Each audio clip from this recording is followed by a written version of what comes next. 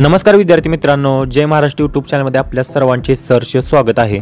महाराष्ट्र विधिमंडळाचे अर्थसंकल्पीय अधिवेशन मुंबई येथे पार पडले आहे। एकूण 5 दिवस हे अधिवेशन चालले होते।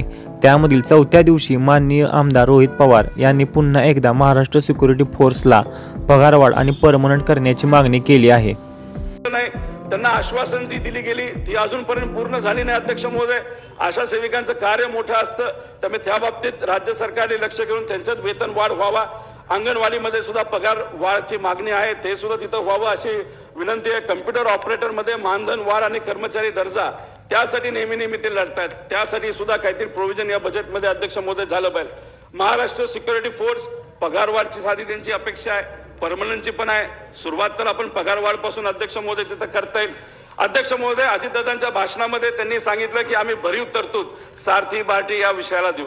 पूर्वी अध्यक्ष महोदय अजितदादा बोलत असताना काय सांगायचे, इतके रुपये 250 कोटी 300 कोटी। अध्यक्ष महोदय, आमची अपेक्षा आहे की आम्हाला पण कळलं पाहिजे किती आपण निधी देणार आहोत, त्यामुळे त्यांच्या उत्तरामध्ये किती निधी देणार आहेत तेवढं त्यांनी सांगावा। रोहित पवार यांनी याच्या आधी देखील विधान भवनात MSFला परमनंट आणि मुंबई सारख्या ठिकाणी जवानांना अल्प पगारात काम करणे परवडत नसल्या कारणाने पगारवाढ करण्याची मागणी केली होती।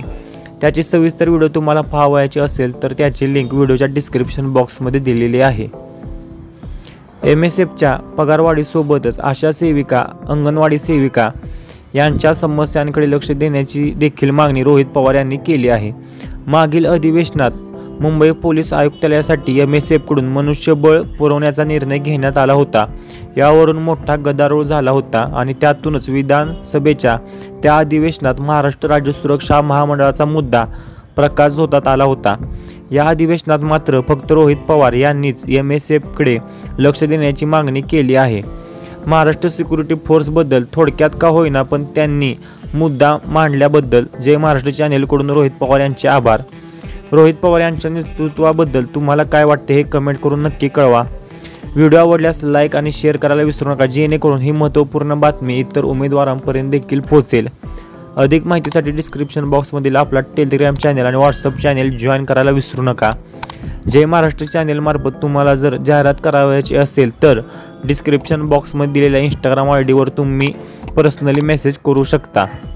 अशीच महत्त्वपूर्ण माहिती आणि अपडेट तुमच्यापर्यंत लवकरात लवकर पोहोचण्यासाठी जय महाराष्ट्र यूट्यूब चॅनलला सबस्क्राईब करा। तुम्हाला सबस्क्राईब करण्यासाठी एक क्लिक पुरेशी आहे, मात्र त्याने आपल्या चॅनलला मोठी मदत होणार आहे, त्यामुळे सबस्क्राईब करायला विसरू नका। तो यार बस आज के लिए सिर्फ इतना ही। अब अगर तुम लोग को वीडियो पसंद आई ना तो यार लाइक मारो, कर दो यार, तुम्हारे पैसे थोड़ी ना कट रहे, कर दो। अब अगर तुम लोग नए हो तो यार सब्सक्राइब करो, वो जो लाल वाला बटन है उसके साथ मैरी गो राउंड खेलो या फिर टिपी टिपी टैप, मुझे नहीं पता, बस क्लिक हो जाना चाहिए।